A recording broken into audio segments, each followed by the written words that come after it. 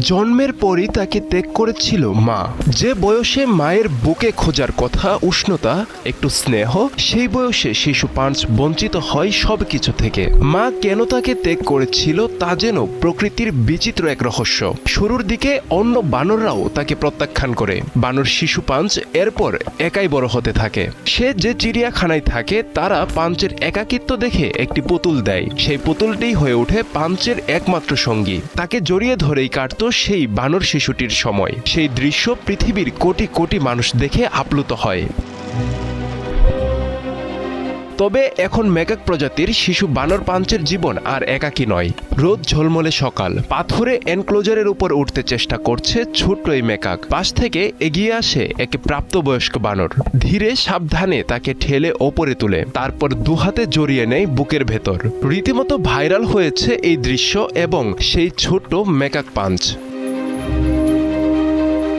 বিশ্বজুড়ে লাখো মানুষ যার গল্পে আপ্লুত হয়েছিল, সেই পাঞ্চের জীবনে শুরু হয়েছে নতুন অধ্যায়। মায়ের পরিত্যাগ, দলের প্রত্যাখ্যান সব পেরিয়ে এখন সে পেয়েছে এক প্রত্যাশিত রক্ষক।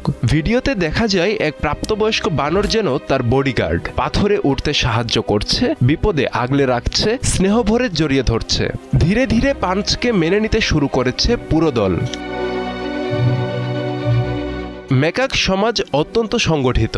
শিশুরা অন্তত 1 বছর মায়ের দুধ পান করে। এই সময়ে শেখে সামাজিক আচরণ, নিরাপত্তা, সম্পর্কের ভাষা। তাই পাঞ্চের বেঁচে থাকা মানিয়ে নেওয়া ছিল বড় চ্যালেঞ্জ। কিন্তু প্রকৃতি কখনো শূন্যতা ফাঁকা রাখে না। এগিয়ে এলো একজন স্নেহশীল প্রাপ্তবয়স্ক বানর। এই আচরণ শুধু সহানুভূতি নয়, একটি সামাজিক কাঠামোর অংশ। পাঞ্চ এখন আর একা নয়, সে শিখছে, খেলছে, দলে মিশছে। তার গল্প আমাদের মনে করিয়ে দেয় ভালোবাসা কেবল মানুষের একচেটিয়া গুণ নয়, প্রাণীরাও জানে আগলে রাখতে, সান্ত্বনা দিতে, পাশে দাঁড়াতে।